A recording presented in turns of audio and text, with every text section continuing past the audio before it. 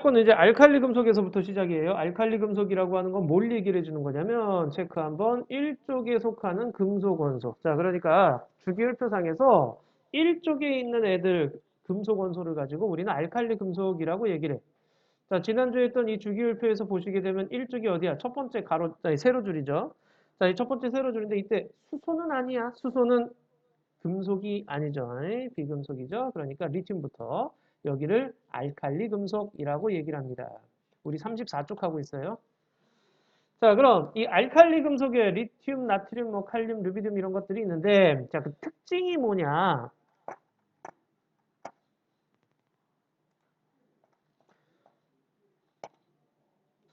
자, 그래서 이 특징이 뭐냐? 이게 고체예요. 그래서 실온에서 모두 고체래요. 그리고 은백색의 광택을 띠고 있어요. 자, 금속의 특징이죠. 자, 은백색의 광택을 띠고 있고요. 그 다음, 다른 금속에 비해 밀도가 작고, 밀도가 작아요. 이 알칼리 금속은 굉장히 작고, 무르다. 그러니까 칼로 이렇게 쓱 하면은, 보통의 금속들은 단단하잖아. 그죠? 근데 얘네들은 칼로 쓱 하면은 잘려. 두부 잘리듯이. 그 정도로 쉽게 자를 수 있어. 근데 여기가 이제 중요해. 반응성이 커요. 자, 반응성이 큰데 산소나 물과 반응을 너무 잘해. 자, 공기 중에 산소와 반응을 해요. 그러면은 이 금속이 산소랑 반응을 하게 되면요. 산화물이 형성돼요.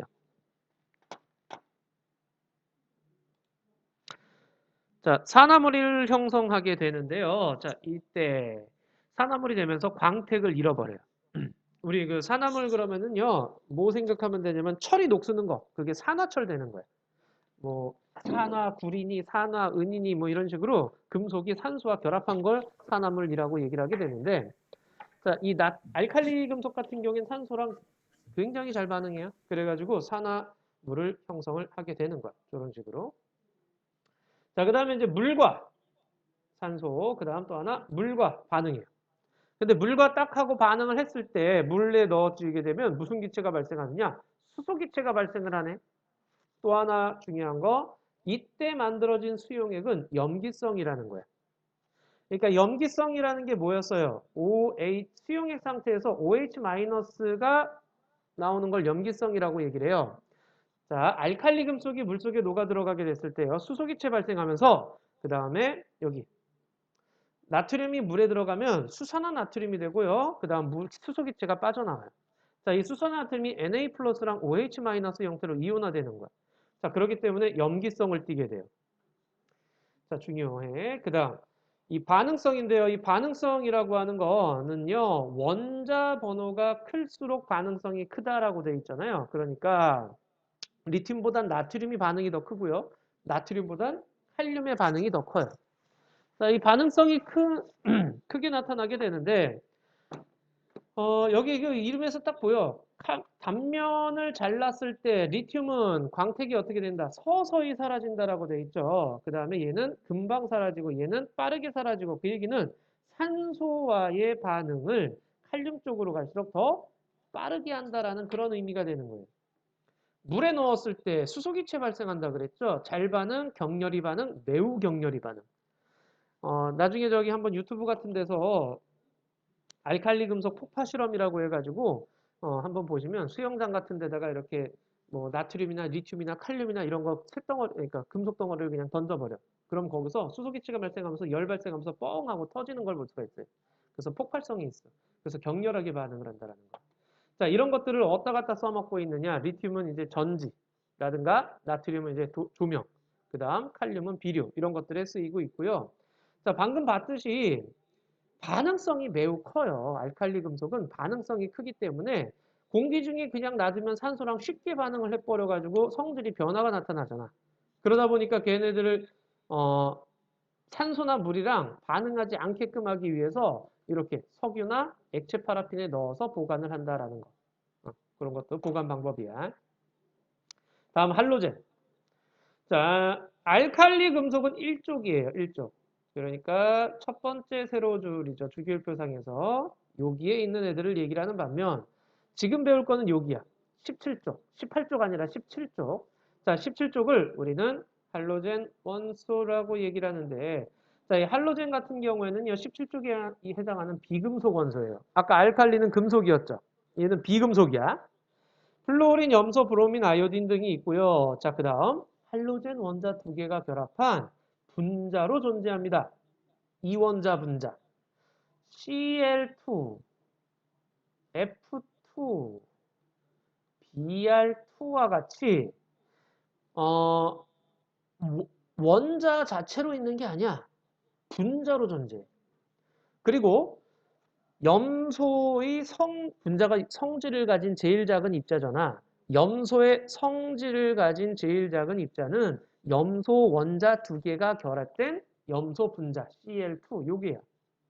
그러니까 이런 식으로 두 개의 원자가 결합해서 분자를 결성하는 걸 우리는 이원자 분자라고 얘기를 해요. 뭐 이런 식으로 이원자 분자 형태로 존재를 해. 상온에서 이렇게 존재를 하게 되고요. 이 할로젠 원소를 또 배우는 이유가 여기에 있어요. 또 한번 별표인데 반응성이 커요. 근데 이번에는 아까 알칼리 금속 같은 경우에는 물하고 산소 얘기했고 여기서는 금속과 수소를 가지고 얘기를 해. 나트륨과 반응하여 화합물을 생성합니다. 라고 했는데 자, 우리 대표적인 염소 같은 경우에 나트륨과 만나면 염화나트륨 만들어지죠. 그죠? 자, 이런 식으로 금속과 만나가지고선 화합물을 생성해요. 자, 그리고 수소와 반응해가지고선요, 할로젠화 수소를 만들어요. 이게 뭐냐면, 할로젠 원소에 수소가 결합되는 형태야. 자, 이런 식으로 HF, HCl. 자, HCl 많이 들어봤죠? 염화수소예요. 그럼 이 HCl이 물속에 녹아 들어갔네. 그럼 뭐가 돼? 염산이 되죠? 즉, 할로젠화 수소를 물에 녹이면은요, 요거 체크해줘. 산성을 띱니다. 산성은 H 플러스 이온이 나오는 걸 얘기를 해주는 거죠. 자, 이런 할로젠화 수소는요, 물속에 녹아 들어가서 이온화되면은요, 산성을 띠게 된다라는 그런 얘기예요. 그리고 반응성은요, 이번에는 반응성이 원자 번호가 작을수록이야. 아까 알칼리 금속은 원자 번호가 클수록 반응성이 큰 반면, 할로젠 원소들은 원자 번호가 작을수록 반응성이 크다라는 그런 얘기죠. 자, 플로린, 염소, 브로민, 아이오딘 이런 것들이 있는데요. 플로린이나 염소나 브로민이나 아이오딘은 다 특성의 색깔을 갖고 있어요. 여기 지금 색깔 이렇게 이쁘게 나오는 거 보이죠? 자, 이런 특정적인 색깔들이 있고요. 그 다음에 브로민 같은 경우에는 상온에서 무슨 상태로 존재하느냐? 액체 상태로 존재한다는 거 기억을 좀 해주셔야 돼요. 자, 그리고 원자 번호가 작을수록 격렬하다 그랬죠. 나트륨과의 반응, 수소와의 반응을 얘기를 하는데 나트륨과의 반응이나 수소의 반응이 적을수록 원자 번호가 작을수록 격렬하게 반응한다라는 걸 볼 수 있죠. 우리의 치약 같은 거 쓰다 보면요. 불소함유라고 얘기를 하잖아. 거기에 이제 플로우린 성분이 들어있어요. 자, 그 다음 염소 소독하는 거 있죠. 수영장이라든가 수돗물 소독할 때. 자, 그 다음 아이오딘 같은 경우에는 우리 상처 났을 때 빨간 약 있잖아요. 그 빨간 약에 아이오딘 성분이 들어있어요. 자, 여기까지 어려운 거 없죠? 자, 우리가 지금 1쪽하고 17쪽의 특성에 대해서 배웠어. 그러니까 1쪽이나 17쪽과 같은 이런 족, 세로줄로 되어 있는 족들은요. 비슷한 성질을 갖고 있단 말이야. 비슷한 성질. 자, 그래서 이런 비슷한 특성들을 갖고 있다라는 그런 얘기야. 그러면은 걔네들이 왜 그런 특성을 갖고 있느냐에 대한 얘기를 원자 구조에 대해서 이제 보여주는 거야. 이건 뭐 중학교 때 했었던 내용이죠. 원자 구조.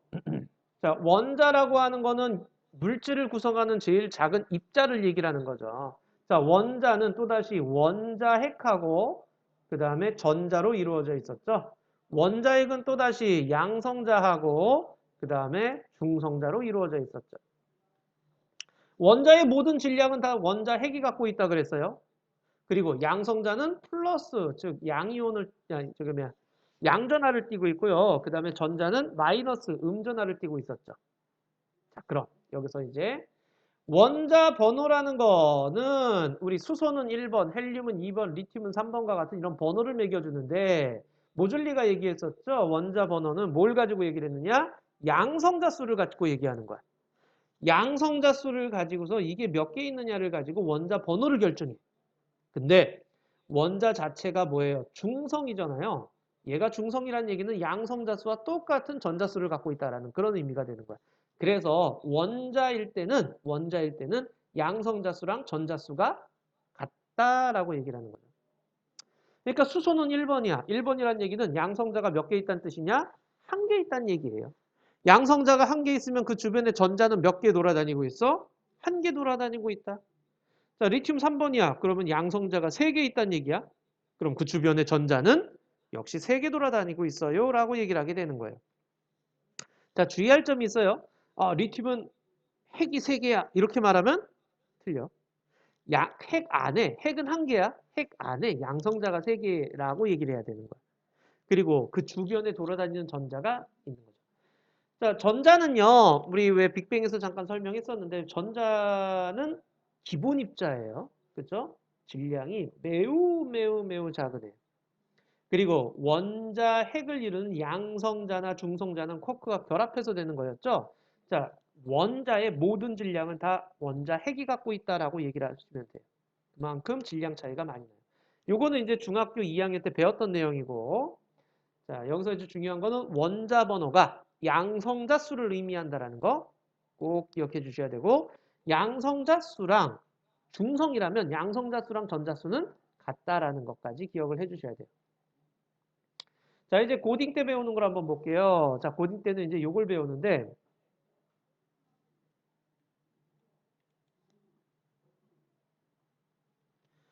자, 고딩 때는 요걸 배우는데 뭘 배우느냐? 에너지 준이라는 말이 들어가죠. 에너지 준이. 조금 어려운 말 같이 보여지는데, 이게 저번 주인가 한번 했었는데, 잠깐 얘기를 했었던 거와 같은 개념인데, 원자핵 주위를 돌고 있는 전자가 갖는 특정한 에너지값.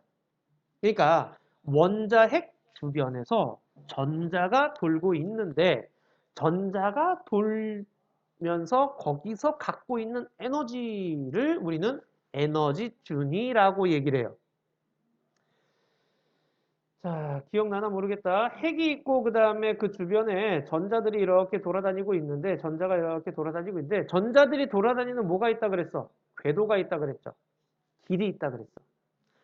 자, 그러면은 핵이 있고 그 다음에 그 주변에 전자가 이렇게 돌아다니고 있는데 막 무질서하게 이렇게 팽팽팽팽 막 돌고 있어. 근데 전자가 핵에서 멀어지려 하면은 핵이 끌어당기는 힘을 이겨내는 에너지를 갖고 있어야 된다 그랬죠. 기억나요? 전자가 핵에서 멀어질 때는 핵이 끌어당기는 힘보다 더 센 힘으로 도망가야 돼. 그죠? 그러니까 핵에서 멀어질수록 전자는 에너지를 점점 많이 갖게 되는 거야. 그 얘기하는 거예요, 지금 여기. 전자의 에너지는 원자에게 가까울수록 원자에게 가까울수록 낮고 원자에게 멀수록 높다라고 얘기를 하는데 전자가 가장 핵 가까이에 있어. 그때를 우리는 바닥 상태라고 얘기를 해요. 바닥 상태. 에너지가 가장 낮은 에너지를 갖고 있는 안정한 상태가 되는 거야. 바닥 상태. 오케이? 자, 요거 바닥 상태라고 얘기를 하고요. 그 다음에 점점 전자가 에너지를 흡수해가지고 핵에서 멀어진다라고 상상을 해봐. 핵에서 멀어지면 멀어질수록 어떻게 되겠니? 얘네들은 점점 활발한 상태가 되겠죠. 그걸 우리는 들뜬 상태라고 얘기를 해. 자, 그러니까 바닥 상태의 전자가 에너지를 흡수했어. 그래서 높은 에너지로 점점 전이를 해. 이동한다는 얘기야. 그러면 불안정한 상태가 되는 거야. 그걸 우리는 들뜬 상태라고 얘기를 하게 돼요. 자, 바닥 상태라고 하는 것은 어떤 얘기야? 핵의 전자가 가장 가까이 안정적으로 붙어 있다는 뜻이고요. 들뜬 상태라고 하는 건 뭐야? 전자가 핵에서 멀어져서 저기 뭐야? 불안정한 상태라는 그런 의미가 되는 거예요. 자, 여기까지 이해되죠? 자, 다시 한번 전자들이 핵 주변에서 돌아다니는 길이 있는데 그럼 그 길 위에 있으려면은 에너지를 갖고 있어야 되네. 그 에너지가 바로 에너지 준이라고 생각하시면 되고요. 자, 그 다음 여기 보세요. 요게 첫 번째 궤도예요. 그죠? 여기 지금 첫 번째 궤도 보이죠? 이 첫 번째 궤도에 있었을 때 에너지가 이만큼이야. 그럼 이게 뭐야? 이게 바닥 상태인 거야. 에너지가 가장 낮을 때죠. 여기 에너지 크기 보이죠? 에너지가 가장 낮을 때 이게 바닥 상태인 거야. 자, 근데 두 번째 궤도 여기 있죠? 자, 두 번째 궤도로 갔대요. 이렇게. 그럼 에너지가 이만큼 갖고 있어요. 그런데 요거 중요. 요 바닥 상태에서 두 번째 궤도로 갔을 때, 자, 여기 지금 중간에 에너지가 연결되는 개념이 아니죠. 갑자기 확 뛰어 올라가는 개념이죠. 만약에 전자가 핵에서 차례차례 이렇게 멀어지고 있으면 에너지는 이런 식으로 곡선 형태로 가겠죠. 점차적으로 이렇게 증가하겠죠. 근데 가다가 팍 증가했다라는 얘기는 요 사이에 이 궤도와 이 궤도 사이에는 전자가 존재하지 않는다는 얘기야. 요 궤도에 있다가 그 다음 팍 다음 궤도로 가버리는 거야. 요 궤도에 있다가 그 다음 팍 세 번째 궤도로 가버리는 거죠. 이해돼요? 그러니까 요 에너지 차이가 나타나게 되는 거야. 이런 식으로 단계 형태로 이런 식으로 단계 형태로 나타나는 게 바로 그런 의미가 되는 거야. 그래서 궤도와 궤도 사이에는 전자가 존재하지 않고 길이 있고 그 다음 궤도가 있으면은 거기에서 그 다음 궤도로 확 뛰어넘는 게 되는 그런 현상이 되는 거야. 만약에 여기에서 이 궤도로 뛰어넘을 수 있는 에너지를 못 가지면은 얘는 그냥 바닥 상태에 있는 거고 그 에너지를 흡수하면 들뜬 상태로 점점 올라갈 수가 있게 되는 거죠. 알겠죠? 그러니까 들뜬 상태로 갈 때는 에너지를 흡수해야 돼. 반대로 바닥 상태로 갈 때는 점점 에너지를 방출해야 된다라는 그런 얘기가 되는 거예요. 오케이? 자, 이게 지금 계속 얘기하는 그 궤도가 바로 이 전자 껍질이라고 생각하시면 돼요. 자, 원자핵 주변에 전자가 돌고 있는 특정한 에너지 준위의 궤도를 가지고 우리는 전자 껍질이라고 얘기를 해요. 나중에 뭐 K 껍질, 뭐 L 껍질, M 껍질 뭐 이런 것들 배우게 될 건데 지금은 그것까지는 얘기를 안 할 거고. 자, 다음 원자과 전자 한번 별표 딱 한번 해줘. 자, 그럼 원자가 바닥 상태에 있을 때 전자들이 배열될 거 아니야. 그럼 배열되다 보면은 마지막 껍질에 들어있는 전자들이 있겠죠. 마지막 껍질에 들어있는 전자들. 그 마지막 가장 바깥 껍질에 들어있는 전자를 가지고 우리는 원자과 전자라고 얘기를 하게 돼. 좀 특별하게 말하고 있죠. 원자과 전자라고. 자, 이 원자과 전자라는 말은요. 가장 바깥 궤도에 들어있는 전자수를 의미해요. 근데 이 원자과 전자에 의해서 뭐가 결정되느냐? 화학적 성질이 결정돼요. 여기 이제 중요한 거지. 그러니까 원자과 전자에 의해서 화학적 성질이 결정이 돼. 왜? 그 원자과 전자가 화학 반응에 참여할 거거든. 나머지 애들은 안쪽에서 안정적으로 있기 때문에 화학 반응에 참여하려고 하지 않지만 바깥쪽에 있는 애들은 불안정한 형태이기 때문에 걔네들은 화학 반응에 참여한다라고 생각하시면 돼요. 그래서 원자과 전자에 의해서 화학 반응이 일어나게 되는데 이때 그러면 전자를 배치를 해줘야 될 거 아니야? 꼭꼭 집어넣어줘야 될 거 아니야? 자, 이 전자를 배치하는 순서는요. 보시면 자, 전자는 원자에게 가까운 전자 껍질부터 차례로 배치한다. 우리는 전자를 배치할 때 바닥 상태, 들뜬 상태 아니라 바닥 상태라고 가정하고 배치를 할 거야. 그래서 첫 번째 껍질에 들어가는 최대 몇 개까지 들어가느냐? 2개까지만 넣을 수 있어요. 그리고 두 번째 껍질부터는 최대 몇 개까지 들어가느냐? 8개까지. 꼭 기억해 주셔야 돼. 자, 그래서 첫 번째 궤도에는 2개까지 들어가고 두 번째 궤도부터는 8개까지 들어간다라는 그런 얘기야. 요까지도 무슨 말인지 알겠니? 그거를 가지고 배열을 한 거죠. 자, 수소는 1번이에요. 자, 1번이니까 양성자가 1개 있어요. 그럼 주변에 전자 1개 있겠죠. 그래서 1개 집어넣었어. 끝. 헬륨은 2번이야. 그래서 양성자 2개 있죠. 전자 2개 집어넣었어. 그래서 첫 번째 궤도에 2개 집어넣고 끝. 리튬은 3번이에요. 자, 여기부터 잘 들어. 3번이니까 첫 번째 궤도에 전자를 집어넣는데 첫 번째 궤도는 2개까지만 들어가. 그래서 2개 집어넣고 끝났어. 그리고 나서 세 번째 전자는 그 다음 궤도에 넣는 거야. 오케이? 그러니까 베릴륨은 어떻게 돼? 첫 번째 2개 넣고 그 다음 나머지 2개는 두 번째에다가 풍소는 두 번째에다가 3개, 4개, 5, 6, 7, 8개까지. 네온은 첫 번째 2개, 두 번째 8개 들어갔죠. 그럼 10개가 됐네. 그리고 나서 이제 나트륨인데 나트륨은 이제 첫 번째 궤도에 2개, 두 번째 궤도에 8개 넣었더니 꽉 찼잖아. 그래서 11번째 전자는 세 번째 궤도에다 넣는 거야. 이런 식으로 규칙성이 나타나게 돼. 그래서 주기율표가 완성이 되는 거예요. 그러면 보세요.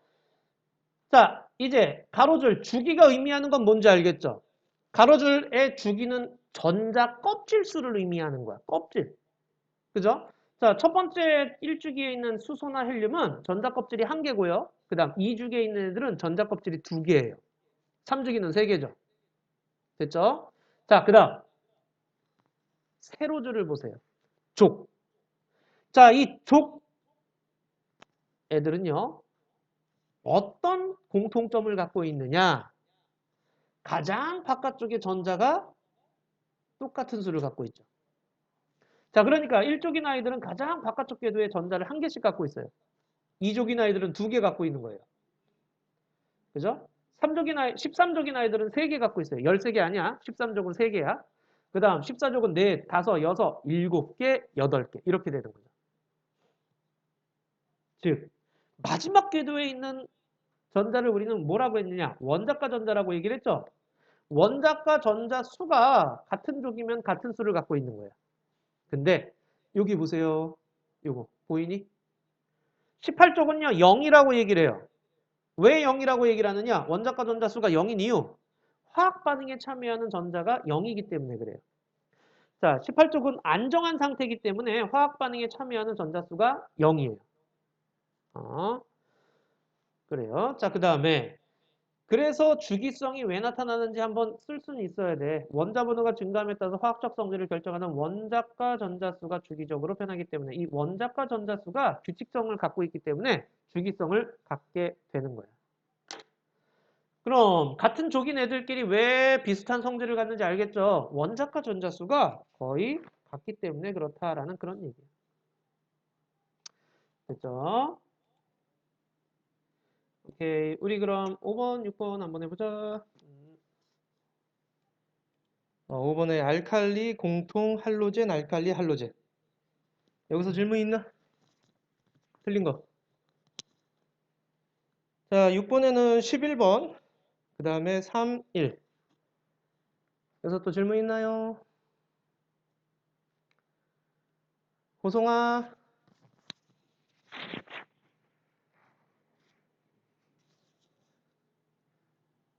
듣고 있는 거지?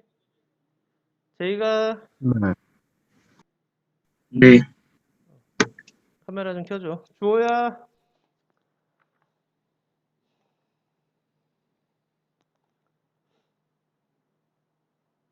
주호 있니? 네.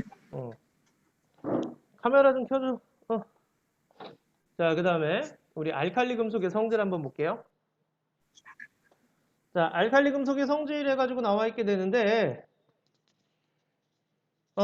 여기 지금 물기 없는 유리판에 리튬을 올려놓고 칼로 자르면서 단단한 정도와 단면의 변화를 관찰을 했습니다. 칼로 자르면 자를 수 있을 정도로 무른 금속이라고 얘기를 했잖아요.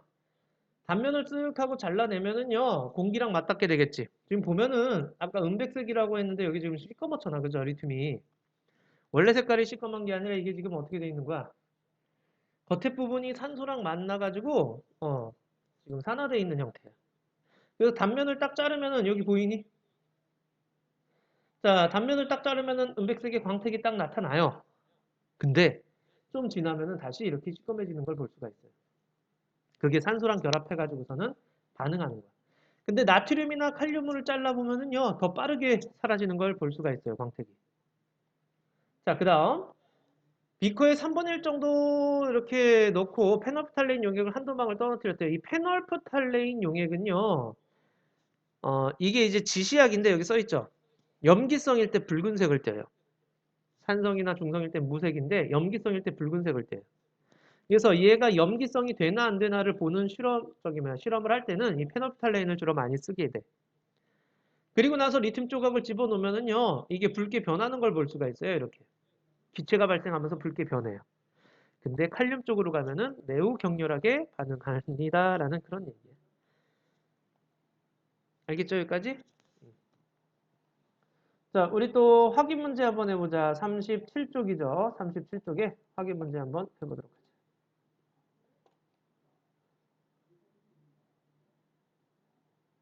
오케이.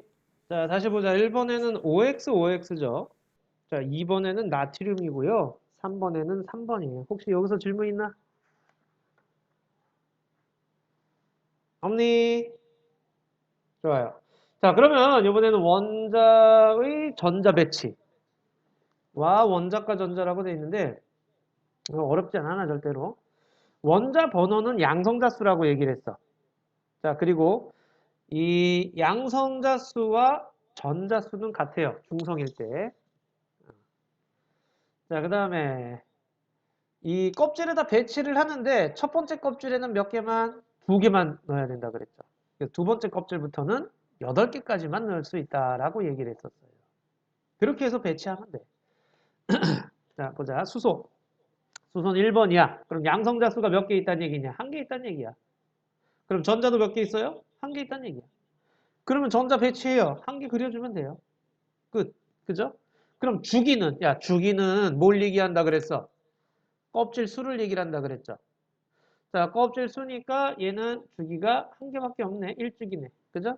자, 그리고 원자과 전자수는 제일 마지막 궤도에 있는 전자수라고 얘기를 했죠. 1개가 되는 거죠. 자, 그 다음 산소는요. 자, 산소 양성자 8번이니까 양성자 수가 몇 번이냐? 8번이에요. 그럼 전자 몇 개 있어요?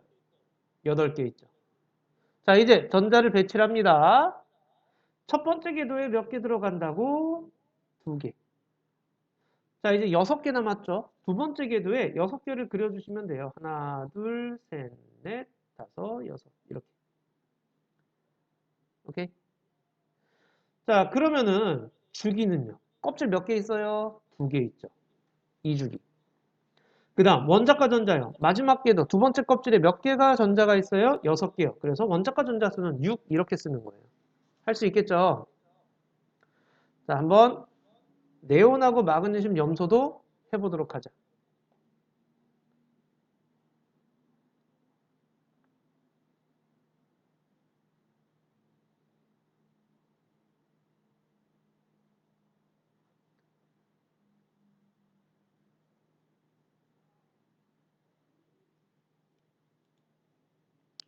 자, 보자. 네온은 원자 번호가 10번이니까 양성자수 10개. 양성자수 10개니까 전자수 10개. 마그네슘 12, 12. 염소는 17, 17 이렇게 되는 거죠. 자, 네온 보세요. 요거 이제 잘 봐. 네온은 첫 번째 궤도에 2개 들어가고 두 번째 궤도에 8개 들어갔죠. 그죠? 자, 그리고 주기는 2주기죠. 근데 원자과 전자수 8이라고 쓰면 된다, 안 된다? 자, 네온같이 이렇게 마지막 궤도가 꽉 차 있는 애들은 0이에요. 원자과 전자수가. 이 원자과 전자라는 말이 있고 그 다음에 최외곽 전자라는 말이 있어. 최외곽 전자. 자, 이 최외곽 전자라는 말은요. 가장 바깥쪽에 있는 전자수를 의미하는 거야. 말 그대로. 원자과 전자랑 비슷해요. 근데 원자과 전자라는 개념은 화학 반응에 참여하는 전자수. 그래서 네온에서 마지막 궤도에 있는 8개는 화학 반응에 참여하지 않기 때문에 원자과 전자수가 0인 반면 최외곽 전자로 따지면 8개가 되는 거죠. 최외곽 전자수는 그냥 마지막에 있는 궤도에 있는 전자수를 의미하는 거니까. 자, 그 다음에 이제 마그네슘은 첫 번째에 2개, 두 번째에 8개를 넣었죠. 그 다음에 세 번째에 2개 더 넣으면은 12개가 되죠. 그래서 3주기고 원자과 전자수는 2. 자, 염소는 첫 번째 2개, 두 번째 8개, 세 번째 몇 개 들어가요? 7개가 들어가겠죠. 그러면 주기는 3주기면서 원자과 전자수는 7 이렇게 되는 거예요. 자, 그래서 이 수, 헬, 리베붕탄, 질산, 풀, 네, 남아, 알교, 인항염, 칼, 카 해가지고서는 얘네들이 이제 주기적으로 이렇게 원자과 전자수가 차례차례 순차적으로 바뀌어가는 거죠. 그러다가 18쪽에 해당하는 수소, 헬륨, 네온, 헬륨, 네온, 아르곤 얘네들은 원자과 전자수가 0에 속하는 애들이 된다라는 그런 의미가 되는 거예요. 그래서 같은 족이면 원자과 전자수가 같다라고 얘기를 해 주시면 돼요. 자, 그럼 이제 뒤에 거 문제를 좀 해보세요. 43쪽까지 한번 할 수 있도록 하자. 역시 잘 모르겠는 건 그냥 별표 치시고요. 그리고 나서 질문할 수 있도록 하고 우리가 아마 8번까지는 했었지, 그지?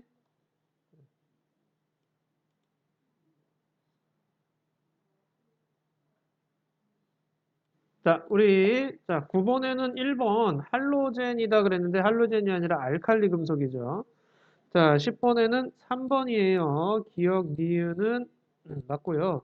디귿은 뭐가 틀렸냐면은 칼륨이 제일 격렬하게 반응하죠. 그래서 이게 부등호가 반대로 돼야 돼요. 자, 11번에 좀 볼게요. 11번에 보면은 가가 뭐예요? 염소죠. 그다음 나는요. 아이오딘이죠. 자, 그다음 다는요. 나트륨이에요. 얘네 둘은 할로젠 원소고 얘는 알칼리 금속이야. 자, 가와 나는 실온에서 분자로 존재한다. 가는요, 실온에서 Cl2와 같은 분자 형태로, 나는요, I2와 같은 분자 형태로 존재해요. 근데 나트륨이나 이런 금속류들은요, 분자 형태로 존재하지 않습니다. 이 비금속들이 이제 주로 분자로 존재하고요. 금속류는 분자로 존재하잖아.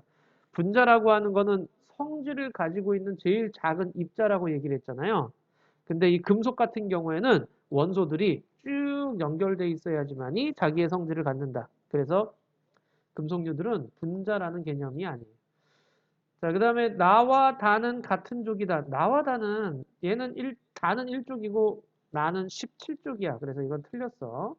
가와 나가 같은 족이야. 자, 그 다음 가는 다와 반응하는 화합물. 그쵸? 가와 다, 즉 나트륨과 염소 반응하면 염화나트륨 화합물이 생성되죠. 그러니까 3번이라고 해주셔야 돼요. 1번은요. 자, 12번부터 얘기를 할게요. 12번에요. 비금속이에요. 그러면 여기가 아니라 A, C, E 중에 하나죠. 충치 예방이요. 자, A가 뭐예요? 플로린. 그 다음에 Cl, 염소. 자, 그리고 브로민. 이렇게 돼 있는데 충치 예방은 누구에 대한 얘기야? 플로린에 대한 얘기죠. 자, 그래서 A가 되는 거고요. 자, A는 C보다 수소와의 반응성이 크다. A와 C를 비교를 했을 때요. 누가 더 반응성이 크냐? 할로젠 원소는 그러니까 원자 번호가 작을수록 반응성이 커요. 그래서 맞아요. A가 더 크고요. B와 D는 공기 중에 산소와 반응을 잘 합니다. B와 D는 알칼리 금속이잖아. 알칼리 금속은 산소와 반응을 잘하죠. 그래서 니은도 맞아요. 자, E는 수소와 반응하여 할로젠과 수소를 그렇죠. 이게 할로젠 원소의 특징이죠. 할로젠화 수소를 만들 수 있다는 거. 자, 그래서 5번이 돼야 됩니다. 자, 그래서 14번에 3번이죠. 그 다음에 15번에는 5번이죠. 여기까지 중에서 혹시 질문 있니? 없어요? 오케이. 자, 우리 풀이해보자. 자, 16번에요. 설명으로 옳은 것 그랬는데, 자, 2주기 16족 원소이다. 2주기인 거 어떻게 알아? 궤도가 2개 있죠? 16족인 건 어떻게 알아? 원자과 전자가 몇 개 있어? 6개 있죠. 그래서 맞아요. 원자과 전자수 6개예요. 8개가 아니죠. 마지막 궤도에 6개만 있잖아요. 그래서 니은 틀렸고요. 에너지 준위는 A가 높냐, B가 높냐? 아이고, 에너지 준위는 B가 더 높은 거죠. 그죠? 자, 그래서 A가 더 낮은 거야. 답은 1번이 돼야 돼요. 자, 그 다음에 17번에 보시게 되면 자, A가 B가 이렇게 있는데요. A와 B는 모두 양이온이 되기 쉽다. 이거 이온에 대한 얘기는 우리 뒤쪽에서 또 할 건데 A나 B는요. 음이온이 되기 쉬워요. A는 플로린이고 B는 염소죠. 자, 그래서 얘가 지금 전자를 하나 더 얻을 수 있는 형태이기 때문에 그래서 음이온이 되기 쉬운 거예요. 자, A와 B의 원자과 전자수는 7개로 똑같죠. 자, 그다음 A는 2주기고 B는 3주기 맞죠? 그래서 3번 아니 4번이 돼야 돼요. 자, 그다음에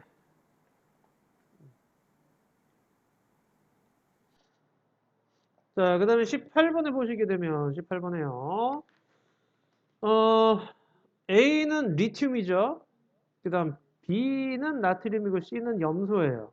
자, 근데 A와 B는 화학적 성질이 비슷하다. 뭘 보고 알아야 돼? 마지막에 한 개만 있죠. 그죠? 원자과 전자수가 같으니까. B와 C는 같은 주기이다. 뭘 보고 알아야 돼? 궤도수가 똑같은 걸 보고 봐야 되죠. 그래서 같은 주기는 맞죠. 원자과 전자가 가장 많은 원소는 C이다. 원자과 전자가 C는 7개죠. 그래서 맞죠. 5번이 돼야 돼요. 자, 그 다음 19번에는요. 이에 대한 설명으로 옳지 않은 것은 그랬는데요. 지금 A는 첫 번째 전자 껍질에 전자가 최대로 배치되었습니다. A가 뭐니? 헬륨이죠. 2개. 꽉 찼죠? 최대로 배치된 거 맞죠? 그쵸? BCD는 화학적 성질이 비슷합니다. BCD. 화학적 성질이 비슷하려면 같은 족이 같아야 된다 그랬죠? 지금 BCD는 같은 주기예요. 그러니까 이건 화학적 성질이 같지가 않아요. BE 또는 DF 이렇게가 화학적 성질이 비슷한 거죠. 그래서 2번이 옳지 않은 거야. 자, D와 F는 원자과 전자수가 같죠. 같은 쪽에 있으니까 EF는 전자가 들어있는 전자 껍질수. 자, EF는 3주기니까 껍질수가 같죠. 자, 그 다음 20번 해볼까요? 자, 주기성이 나타나는 이유 아까 거기 별표 친 거 하나 있었죠. 그죠? 자, 원자 번호가 증감에 따라 원소의 화학적 성질을 결정하는 원자과 전자수가 주기적으로 변하기 때문에 원자과 전자수가 주기적으로 변하기 때문에 라는 말이 들어가주면 되겠어요. 자, 1등급도 다 풀었죠. 그죠? 자, 1번 해볼게요. 자, 1번에 보시면 삼각 플라스크 가에 리튬 조각 넣고 나에 나트륨을 넣는데 이 밀도를 잘 보셔야 돼요. 리튬은 밀도가요, 석유 에테르보다 더 작아요. 그러니까 리튬은 어디 있겠어? 석유 에테르 위쪽에 떠 있겠죠. 리튬이 위에 떠 있으니까 물하고 만나 못 만나? 못 만나요. 왜? 밑에가 물이고 위에가 석유 에테르잖아. A가 석유 에테르고 B가 물이잖아. 그러니까 리튬은 물과 못 만나. 그럼 반응을 못 해. 하지만 나트륨은요. 석유 에테르보다 밀도가 크니까 물 위에 뜨는 여기에 분포해 있겠죠. 그래서 얘는 물과 반응을 해요.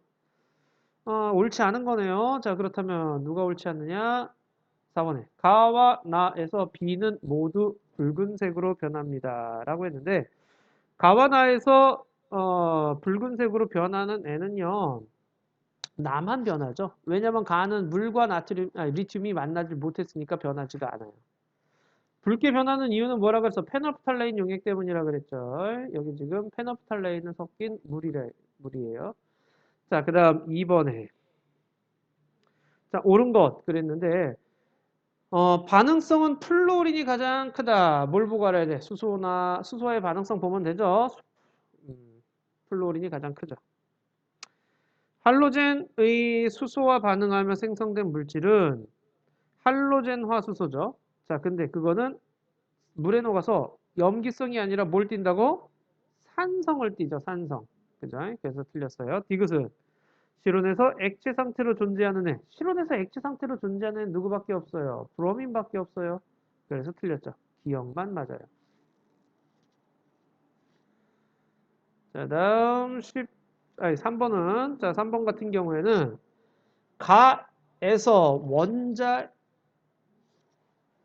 가까운 전자 껍질일수록 에너지 준위, 그쵸? 원자핵에 가까운 전자 껍질이 에너지 준위가 가장 낮다라고 얘기를 했죠. 가장 안정한 수소 원자의 전자는 나에서 A 에너지를 갖는다. 그쵸? 가장 낮은 바닥 상태에 있을 때가 가장 안정한 상태라고 얘기를 했어요. 자, 그 다음에 수소 원자의 전자는 나에서 A와 B 사이에 에너지를 가질 수 없다. 그쵸? 아까 A와 B 사이에 여기는 빈 공간이라고 생각하라 그랬어요. 자, 그러니까 A에 있다가 B로 건너뛰는 거지. 그래서 디귿도 맞아요. 이 5번이 될 거고요. 자, 4번 봅시다. A와 B는 같은 족이래요. A와 B는 같은 족이래요. 그럼 17쪽에 있는 여기만 있죠, 여기만. 그래서 A 또는 B겠네요. 자, C가 D보다 크다. 원자 번호는 C가 D보다 크다. 여기 17쪽에 있는 여기 두 칸은 A 아니면 B니까, C가 D보다 크니까 여기가 C, 여기가 D겠네요. B와 D는 전자가 들어있는 전자 껍질수가 다르다. 다르다는 얘기는 뭐예요? D가 2죽이면 B는 3주기란 뜻이네요. 그래서 이렇게 되겠네요. 원자 번호가 가장 큰 건 누구예요? B죠? B와 C는 같은 주기 원소이다. 그쵸? 같은 주기 원소, 3주기 원소 맞죠? A와 D는 화학적 성질이 비슷할 수가 없죠. 그래서 틀렸어요. 니은만 맞아요. 여기까지 중에서 혹시 잘 모르겠다. 설명 한번 다시 해달라 하는 거 있으면 얘기해 주세요. 오케이, 없습니까? 네.